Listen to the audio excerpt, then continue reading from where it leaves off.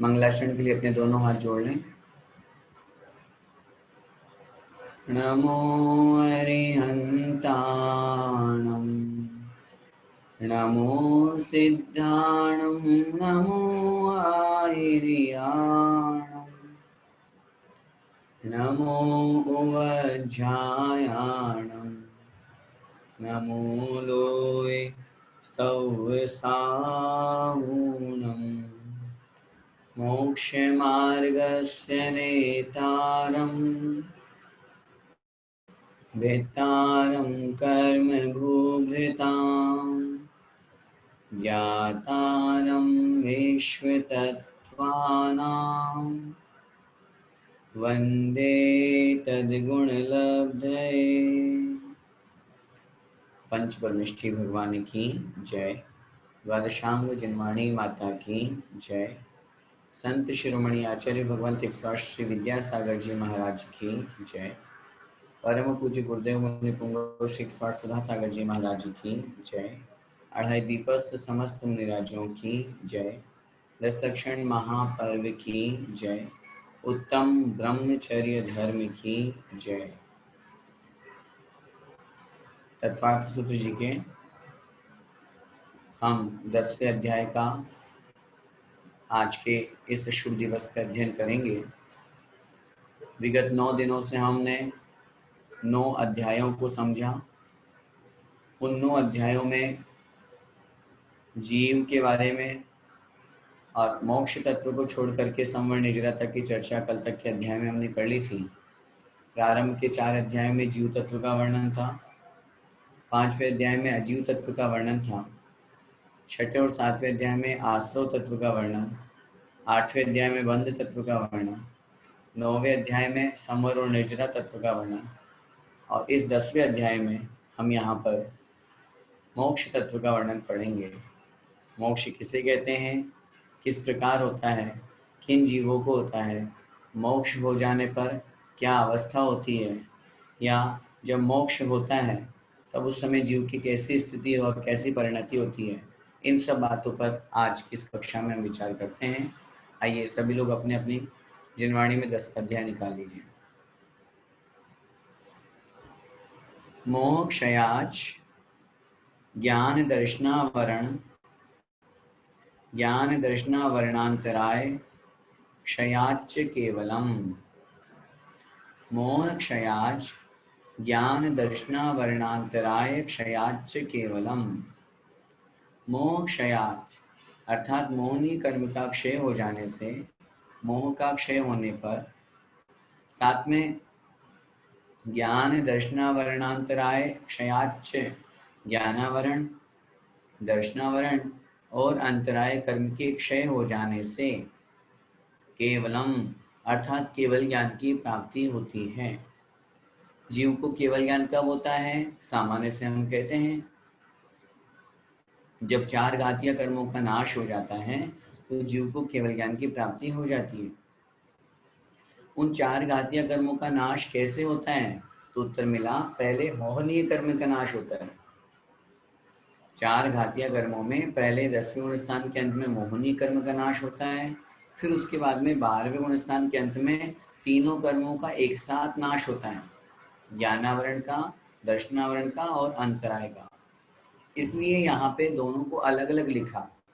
सामान्य से लिख सकते थे 4 घातीय कर्मों के नाश होने से, लेकिन पहले मोह क्षयात अर्थात मोहनी कर्म का क्षय होने से, और फिर एक साथ ज्ञानावरण, दर्शनावरण और अंतराय कर्म का क्षय होने से, क्षय का मतलब नाश होने से केवलम अर्थात केवल ज्ञान की प्राप्ति होती है। आगे देखिए, बंध हेतु भाव निर्जराभ्याम कृत्स्न कर्म विप्रमोक्षो मोक्ष है। बंध हेतु भाव, बंध हेतु अभाव, बंध के हेतुओं का अभाव हो जाने से, और साथ में निर्जराभ्याम और निर्जरा होने से मोक्ष कब होता है? उत्तर मिला 2 कारणों से। जब बंध के हेतुओं का अभाव हो गया, मतलब नया कर्म बंध नहीं हो रहा, और पहले के जो संचित कर्म थे, हमने कल पढ़ा था ना 9वें अध्याय में 45वां सूत्र, असंख्यात गुणी निर्जरा। तो पहले के कर्म जो बंधे हुए थे वो निर्जरा को प्राप्त हो रहे हैं, नया कर्म का बंध नहीं हो रहा। तो एक समय ऐसा आएगा, कृत्स्न कर्म समस्त कर्मों से विप्रमोक्षो, वह जीव छूट जाता है और उसी का नाम मोक्ष है, अर्थात मोक्ष है। बहुत सीधी सी बात है। यहाँ हमें समझना है बंध के हेतु क्या थे। मिथ्या दर्शना विरति प्रमाद कषाय योगा बंध हेतु है। मिथ्या दर्शन, अविरति, प्रमाद, कषाय और योग ये बंध के कारण थे, बंध के हेतु थे। अब जब इनका अभाव हो गया, न जीव के पास में मिथ्या दर्शन भी नहीं, अविरति भी नहीं, प्रमाद भी नहीं, कषाय भी नहीं, योग भी नहीं, तो अब नवीन कर्माश्रय क्यों होगा, नवीन कर्म का बंध क्यों होगा? पहली बात नहीं होगा, संवर हो गया। अब जब नवीन कर्म का बंध नहीं होगा तो नया कर्म तो आ नहीं रहा, और पहले के जो हमारे आत्मा के साथ में संचित कर्म हैं, आत्मा के साथ जो कर्म लगे हुए हैं, उन कर्मों की निर्जरा होगी। धीरे धीरे करके एक साथ तो कर्म पूरे क्षय होते नहीं है ना, धीरे धीरे क्षय करके मोक्ष पद श्रेणी आरोहण किए, धीरे धीरे 8, 9, 10 के अंत में मोहनीय कर्म का नाश किया, 12वें के अंत में ज्ञानावरण, दर्शनावरण और अंतराय का नाश किया, फिर 13वें में और 14वें में जो शेष प्रकृतियां हैं उनका नाश किया 14वें के अंत में। तो इस तरह समस्त कर्मों का अभाव हो जाना विप्रमोक्षो मोक्ष है। विप्रमोक्ष का मतलब होता है विशेष रूप से, प्रकृष्ट रूप से मुक्त हो जाना, छूट जाना, जिसके माध्यम से अब पुनः उस जीव को संसार में वापस लौट करके नहीं आना है, वह स्थिति कहलाती है मोक्ष की।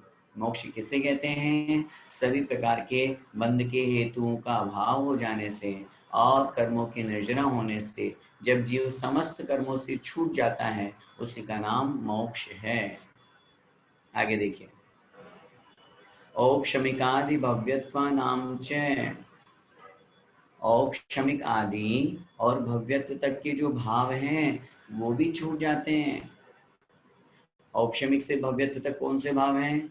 हमें स्मरण करना चाहिए दूसरा अध्याय, जिसमें आचार्य महाराज ने 5 भावों का वर्णन किया था ना, औपशमिक, क्षायिक, क्षायोपशमिक, औदैक और पारिणामिक। इन 5 भावों में औपशमिक से लेकर के और अंतिम था परिणामिक भाव भव्यत्व।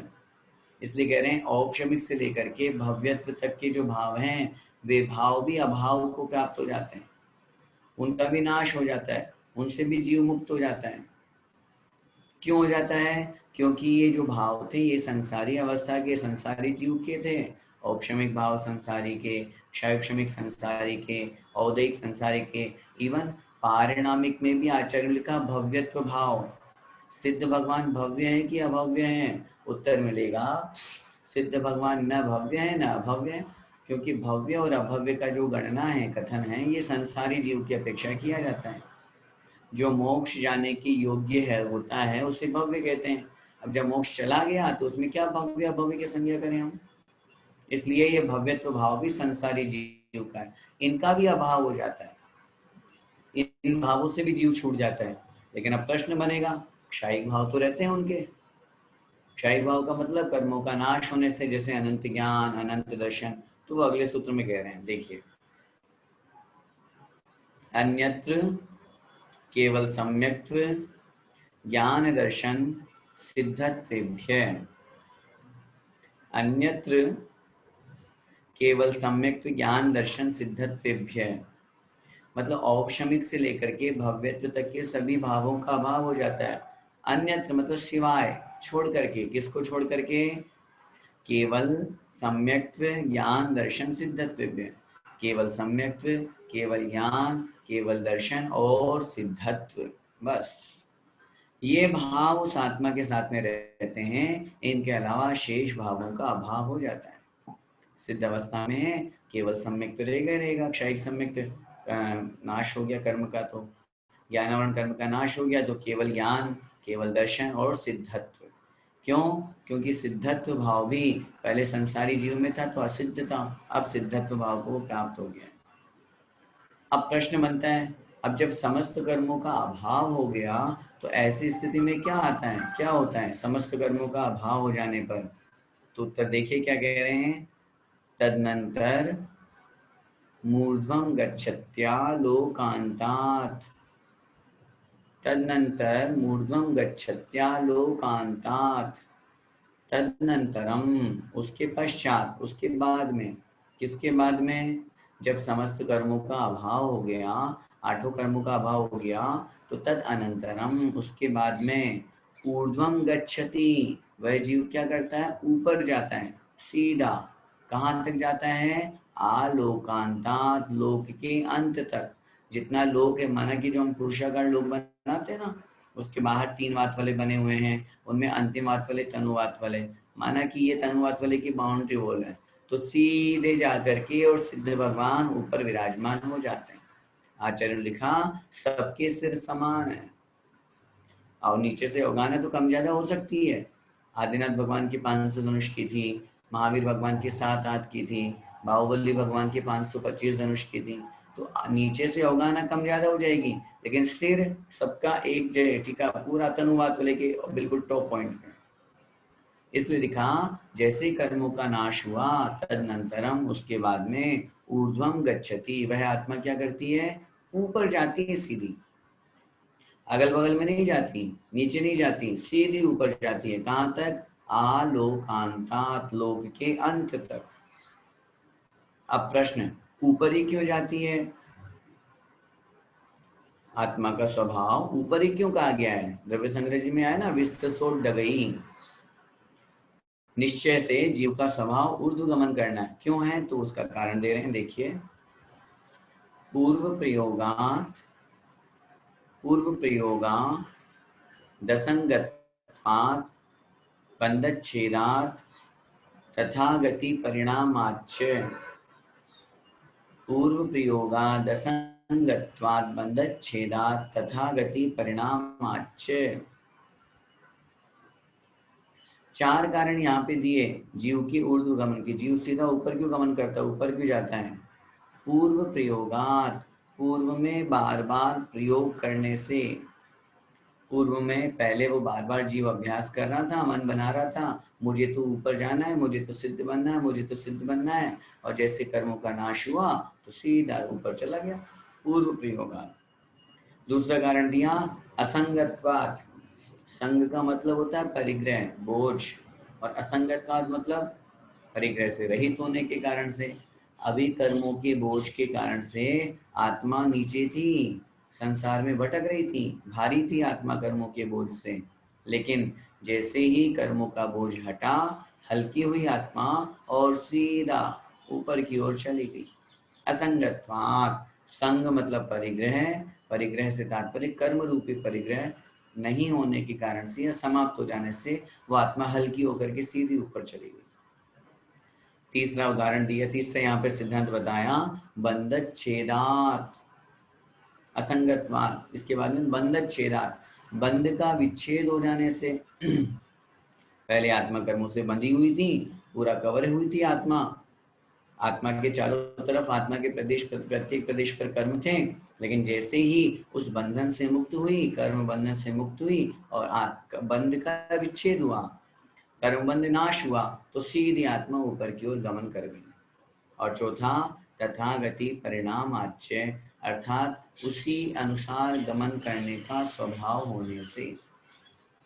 शुद्ध जीव का स्वभाव ऊर्ध्वगमन है, इसलिए उस स्वभाव की अपेक्षा से वो आत्मा सीधे ऊपर की ओर गमन करती है। 4 सिद्धांत यहाँ पे बताए। अब उन्हीं 4 सिद्धांतों को 4 उदाहरण के माध्यम से अगले सूत्र में बता रहे हैं, जिससे हमको ये सूत्र बहुत अच्छे से समझ में आ जाएगा। देखिए, आविद कुलाल चक्रवत व्यपगत लेपालाबु वदेरंड बीजवदग्नि शिखावच्च। आविद कुलाल चक्रवत व्यपगत लेपालाबु वदेरंड बीजवदग्नि शिखावच्च। देखिए, आपकी पुस्तकों में अगर लांबू लिखा है तो उसको ठीक कर लीजिए, लाबू होगा, लांबू नहीं होगा। आविद कुलाल चक्रवत, कुलाल का मतलब होता है कुम्हार, कुंभकार, जो घड़ा बनाने वाला होता है। आविद्य का मतलब घुमाए हुए, कुम्हार के द्वारा घुमाए हुए उस चक्र के कारण से। 4 उदाहरण यहाँ दिए मैं, पहले वाले सिद्धांत में 4 सिद्धांत दिए थे पहले वाले सूत्र में, उन्हीं को एक ही को यहाँ लगाना है। पहला उदाहरण यहाँ दे रहे हैं, घुमाए हुए उस कुम्हार के चक्र के समान। क्या था पहला उदाहरण? पहला उदाहरण था पूर्व प्रयोगात। पहले बार बार वो जीव प्रयोग कर रहा था, ऊपर जाना है, ऊपर जाना है, ऊपर जाना है, और जैसे ही प्रयोग करने का अभ्यास बना तो उसको छूट गया वो आत्मा से, तो ऊपर चला गया। जैसे कुम्हार चक्र को चला रहा है, चला रहा है, चलाता चलाता चलाता हाथ से चलाता है, फिर छोड़ देता है। छोड़ देने के बाद में भी वो चक्र चलता रहता है कि नहीं? चलता रहता है। पहले प्रयोग किया, प्रयोग करने के कारण से वो उसका कार्य सफल हो जाता है। फिर दूसरा उदाहरण दे रहे हैं, व्यपगत लेपा लाभुवत। व्यपगत लेप आलाभुवत। व्यपगत मतलब दूर हो गया है, लेप मतलब लिंपन, आलाभु मतलब तुम्बी के ऊपर के समान। जैसे कोई तुम्बी है, काशी फल जिसको अपन कहते हैं, बड़ा फल होता है, अगर उसके ऊपर हमने मिट्टी का लेप कर दिया, मिट्टी चढ़ा दी उसके ऊपर और हमने उसको पानी में डाल दिया, तो ऐसी स्थिति में वो क्या होगा? वो नीचे की तरफ डूब जाएगा भारी होने की वजह से। लेकिन जैसे जैसे उसका वो पानी में वो मिट्टी घुलती जाएगी, वो जो उसका चारों तरफ जो लेप लगा हुआ था मिट्टी का, वो ढीला ढीला होता जाएगा, घुलता जाएगा, त्यों त्यों वो जीव ऊपर आता जाएगा। ठीक उसी प्रकार कैसे, जैसे मैं पहले दिया था असंगत्वाद, अर्थात परिग्रह संग से दूर हो जाने के कारण से। कर्म का परिग्रह था, बोझ था, भारी था, शरीर आत्मा शरीर था, इस कारण से वो आत्मा संसार में नीचे चारों गतियों में घूम रही थी। और जैसे उस तुम्बी के ऊपर से मिट्टी के हट जाने से वो स्वयं ऊपर आकर के तैरने लगती है, ऐसे ही आत्मा के कर्म रूपी परिग्रह का या शरीर आदि जो कर्म हैं, इनका भार कम हो जाने से आत्मा सीधा ऊर्ध्वगमन करती है। तीसरा उदाहरण दिया, एरंड बीजवत। एरंड के बीज के समान। क्या मतलब? एरंड का जो बीज होता है उसकी एक विशेषता होती है कि उसको जैसे ही हम छीलते हैं, उसके छिलके को हटाते हैं, तो उसका जो बीज है, उसकी जो मिर्गी है, वो सीधी ऊपर की ओर उछलती है, सीधी ऊपर की ओर जाती है। ये एरंड के बीज की विशेषता है। ऐसे ही बंध छेदात, बंध का विच्छेद हो जाने से, कर्म का बंध था भी आत्मा के साथ में, और जैसे ही वो हटा तो आत्मा बिल्कुल सीधी ऊर्ध्वगमन कर गई। और चौथा उदाहरण दे रहे हैं, अग्नि शिखावत च, अर्थात अग्नि की शिखा के समान होने से।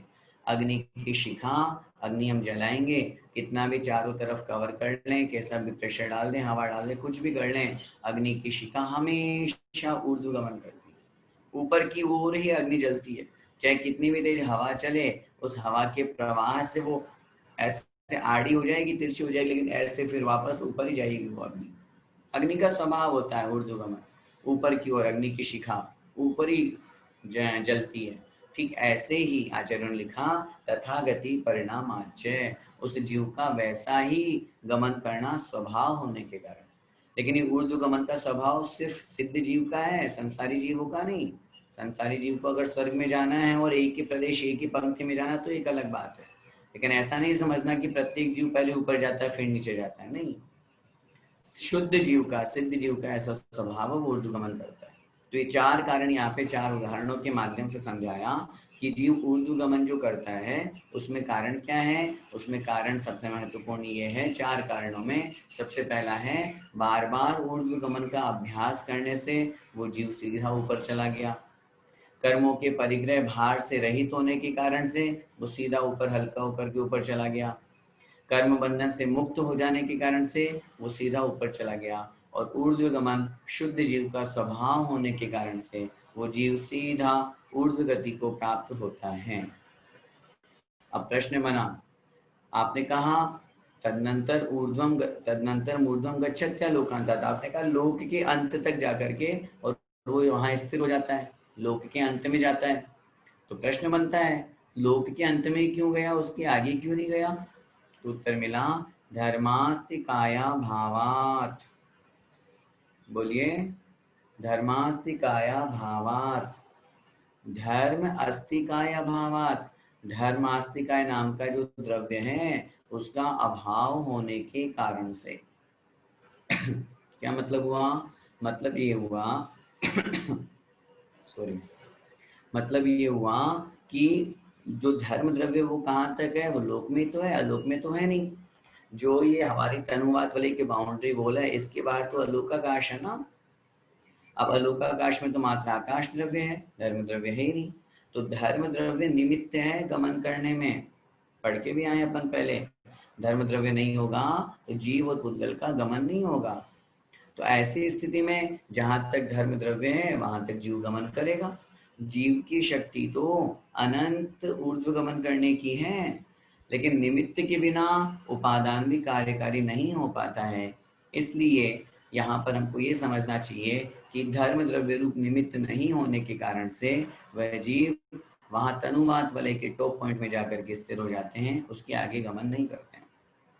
इस संबंध में एक बात अपन को ये भी समझनी चाहिए, कुछ एकांत पक्षीय लोगों की ये मान्यता है कि सिद्ध भगवान में गमन करने की इतनी ही शक्ति है, जबकि गलत है। शक्ति तो उनमें बहुत है। अरे वो तो इंजन है, सामने अगर पटरी होगी तो चलता जाएगा इंजन। अगर पटरी नहीं होगी, धर्म द्रव्य नहीं होगा, तो फिर ऐसी स्थिति में जीव कैसे गमन करेगा? जो लोग निमित्त को नहीं मानते हैं वो इस तरह का दोषारोपण करते हैं, लेकिन वास्तव में निमित्त भी उतना ही कार्यकारी है जितना उपादान कार्यकारी होता है। इसलिए धर्म द्रव्य गमन करने में निमित्त होता है। सिद्ध भगवान का ऊर्ध्वगमन स्वभाव है, और उस स्वभाव को वो जहां तक उनको धर्म द्रव्य का निमित्त मिलेगा वहां तक वो गमन करेंगे। क्योंकि तनुवात वलय के आगे या लोक के आगे धर्म द्रव्य नहीं होने के कारण से वे बिल्कुल लोकाग्र पे जाकर के, लोक के बिल्कुल अग्रभाग पे, टॉप पॉइंट पे जाकर के विराजमान हो जाते हैं। अंतिम सूत्र देखें। अब प्रश्न ये बनता है, सिद्ध भगवंतों का आपने वर्णन तो कर दिया कि ऐसे सिद्ध होते हैं, तो सिद्ध होने के बाद में क्या उनमें कोई अंतर होता है या सभी समान होते हैं? तो उत्तर मिलेगा, सिद्ध अवस्था प्राप्त करने पे तो सब समान है, कोई अंतर नहीं है। लेकिन पूर्व पर्याय में कौन कहाँ से थे, किस काल में हुए, किस अवगाहना में हुए, उस अपेक्षा से भी उन सिद्धों में हम थोड़ा सा अंतर बना सकते हैं। देखिए अगला सूत्र, क्षेत्र काल गतिलिंग तीर्थ चारित्र प्रत्येक बुद्ध बोधित ज्ञानावगाहनांतर संख्याल्प बहुत्वतः साध्या।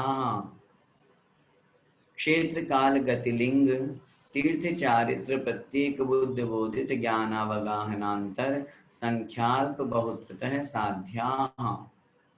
वैसे तो सभी सिद्ध समान हैं, उनमें कोई अंतर नहीं है। चाहे आदिनाथ भगवान हो, चाहे महावीर भगवान हो, चाहे भरत स्वामी जिन्होंने अंतर्मुठ में केवल ज्ञान प्राप्त कर लिया, चाहे बाहुबली भगवान जिन्होंने 12 महीने लग गए केवल ज्ञान प्राप्त करने, ये यहाँ की अपेक्षा अंतर है। सिद्ध होने के बाद में तो आदिनाथ भगवान में भी उतने ही गुण हैं जितने महावीर भगवान में, जितने महावीर भगवान में उतने सामान्य केवल जो यहाँ थे, चाहे वो रामचंद्र जी हो, चाहे हनुमान जी हो, चाहे भरत स्वामी, चाहे बाहुबली, सब में सिद्ध होने के बाद कोई अंतर नहीं। लेकिन पूर्व पर्याय में जैसे सबसे पहला शब्द का प्रयोग किया क्षेत्र, क्षेत्र की अपेक्षा से अंतर पड़ जाएगा। ये भरत क्षेत्र वाले सिद्ध हैं, कोई विदेह क्षेत्र से सिद्ध हुए, कोई एरावत क्षेत्र से सिद्ध हुए, तो क्षेत्र की अपेक्षा से उन सिद्धों में अंतर होता है। दूसरा काल, काल की अपेक्षा से भी अंतर होता है। कोई उत्सर्पणी में सिद्ध हुए, कोई अवसर्पणी में सिद्ध हुए, और उसमें भी लगाएंगे तो जैसे आदिनाथ भगवान तीसरे काल में मोक्ष चले गए, कोई चौथे काल में मोक्ष गए, कोई पंचम काल के प्रारंभ में गए, तो उस अपेक्षा से काल में अंतर पड़ता है। गति, पिछले पर्याय में ये जीव कौन सी गति से आए थे? कोई नरक गति से आकर के मनुष्य बन करके मोक्ष गए, कोई मनुष्य गति से आकर के और मनुष्य बन करके मोक्ष गए, तो उस गति की अपेक्षा से भी अंतर होता है। लिंग, लिंग का तात्पर्य चिन्ह, यहाँ दो अर्थ हमको ग्रहण करना है। पहला चिन्ह मतलब वेश, कोई पिछी कमंडल को धारण किए मुनि अवस्था में और फिर उनको मोक्ष हुआ। कोई ऐसे भी मुनि महाराज हुए जिनको पिछी कमंडल की आवश्यकता ही नहीं पड़ी, जैसे तीर्थंकर केवली जो होते हैं, तीर्थंकर भगवान जो होते हैं, मुनि अवस्था में पिछी कमंडल नहीं रखते। और दूसरा, लिंग की अपेक्षा से अगर हम वेद लगाते हैं तो वेद की अपेक्षा से, द्रव्य वेद तो सबका पुरुष वेद रहा, द्रव्य वेद तो सबका पुरुष वेद रहा, लेकिन भाव वेद में कोई स्त्री भाव वेदी थे, कोई पुरुष भाव वेदी थे और कोई नपुंसक भाव वेदी थे, तो अंतर पड़ गया वहां पे। फिर तीर्थ, तीर्थ का मतलब किनके तीर्थ में मोक्ष हुए?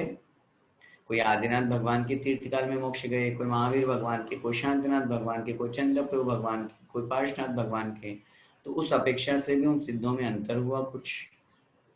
फिर है चारित्र, चारित्र की अपेक्षा से भी अंतर होता है।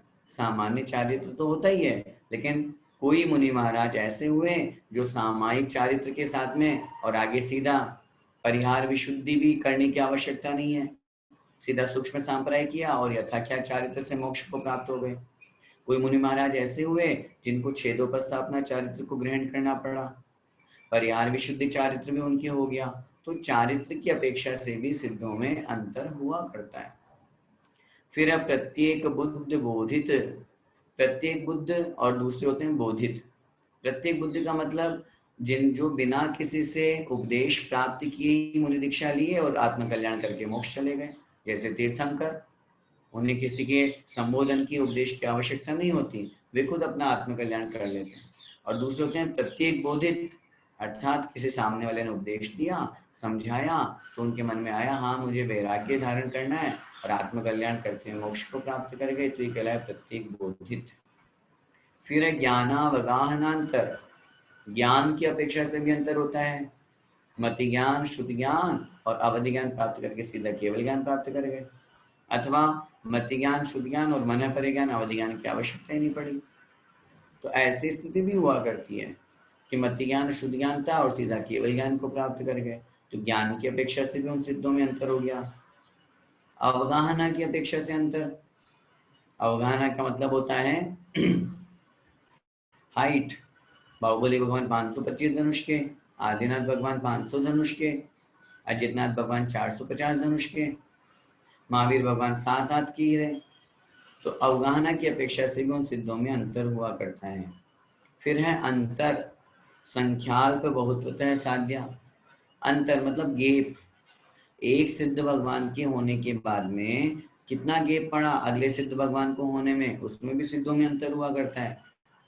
मैक्सिमम, ध्यान से सुनिएगा, मैक्सिमम हो सकता है 6 महीने तक एक भी सिद्ध नहीं हो पूरे 2.5 दीप में से, मैक्सिमम ऐसा हो सकता है।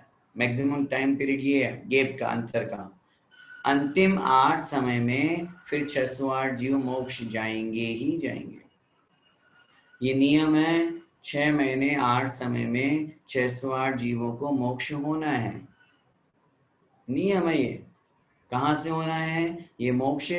पूरे 2.5 दीप में कहीं से भी होगा, जरूरी नहीं है कि भरत क्षेत्र से ही हो, ऐरावत क्षेत्र से ही हो, विदेश क्षेत्र से। विदेश क्षेत्र तो हमेशा चतुर्थ काल रहता है, लेकिन नियम है ये। और जघन्य अंतर लगाएंगे तो एक समय का, सिद्ध हुए एक समय के बाद में फिर अगला कोई जीव सिद्ध हो गया, तो ये अंतर हुआ।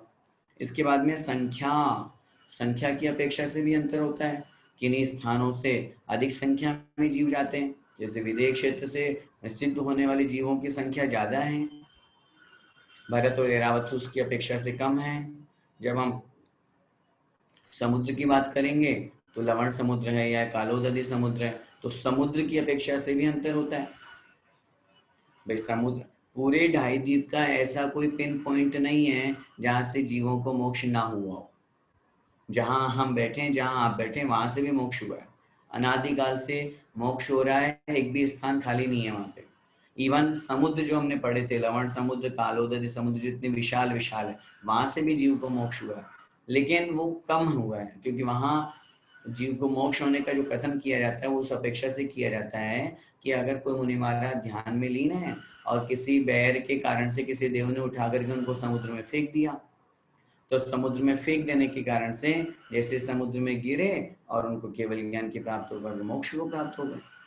तो समुद्रों से भी सिद्ध हुए हैं, लेकिन जब संख्या की बात करेंगे तो विदेश क्षेत्र या क्षेत्रों की अपेक्षा से समुद्रों में सिद्ध कम हुए हैं, तो संख्या में अंतर आ गया। इसके बाद में है अल्प बहुतः साध्या।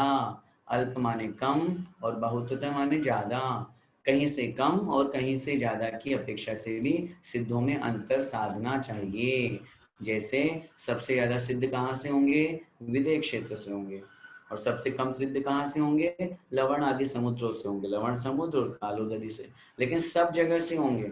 मैं फिर निवेदन करूं, पूरे ढाई द्वीप का ऐसा कोई स्थान नहीं है जहां से जीव को मोक्ष प्राप्त नहीं हुआ हो, जहां से जीव सिद्ध अवस्था को प्राप्त नहीं हुआ हो। सब जगह से सिद्ध अवस्था को जीव प्राप्त हुए हैं। इस प्रकार वैसे तो सभी सिद्ध समान हैं, लेकिन फिर भी पूर्व पर्याय की अपेक्षा से उन सिद्धों में इस प्रकार अंतर हमको समझना चाहिए। इस प्रकार ये तत्वार्थ सूत्र जी का 10वां अध्याय हुआ और 10 दिनों के संकल्प के अनुसार हमने प्रतिदिन एक एक अध्याय का बहुत संक्षेप में व्याख्यान किया। मैं फिर निवेदन करना चाहता हूँ, चूंकि हम प्रतिदिन एक एक अध्याय को ले रहे थे और उसमें विषय बहुत विशाल है। सूत्र हैं, सूत्र कहते ही उसको हैं जो गागर में सागर की उक्ति को सार्थक करता है। यहाँ वर्णन, चूंकि एक दिन में एक अध्याय अपन को ग्रहण करना था, इसलिए संक्षेप में किया गया। मेरा आप सभी लोगों से निवेदन है, जब कभी भी हमें समय मिले तो निश्चित रूप से हमें विस्तार में इस ग्रंथ का स्वाध्याय जरूर करना चाहिए। बहुत महत्वपूर्ण ग्रंथ है। यूँ समझ लीजिए हमारे जैनियों की ये गीता है, हमारी जैनियों की रामायण है, हमारी जैनियों का ये बाइबल है, हमारी जैनियों का ये कुरान है। जैसे अन्य संप्रदाय में अन्य अन्य महत्वपूर्ण ग्रंथ बनाए गए हैं, बताए गए हैं, उसी प्रकार हमारे जैनिज्म का ये महत्वपूर्ण ग्रंथ है। जो इसका अध्ययन अच्छी तरह से कर लेता है उसको जैनिज्म का 50% नॉलेज हो जाता है। जब हम यहाँ अपने बच्चों को पढ़ाते हैं तो हम बोलते हैं बेटा अगर आप इसको अच्छे से पढ़ लोगे तो आप आधे शास्त्री हो गए। क्यों? आगे जो सर्वार्थ सिद्धि है, राजवार्तिक है, सब डिस्क्रिप्शन इसी का तो है। और इसको अगर हमने अच्छे से ढंग से पढ़ लिया तो हमें बहुत कुछ समझ में आ जाता है। समय आपका हुआ, इसलिए आज इस 10वें अध्याय में कम ही सूत्र थे, इसलिए हमने इसको पूरा किया। इति तत्वार्थ सूत्रे मोक्ष शास्त्रे 10वां अध्याय। नमो नमः। बोले आचार्य कुमार स्वामी महाराज की जय। तत्वार्थ सूत्र ग्रंथादिराज की जय। संत शिरोमणि आचार्य भगवंत 108 श्री विद्यासागर जी महाराज की जय। परम पूज्य गुरुदेव मुनि पुंगव श्री 108 सुधा सागर जी महाराज की जय। अढ़ाई द्वीपस्थ समस्त मुनिराजों की जय।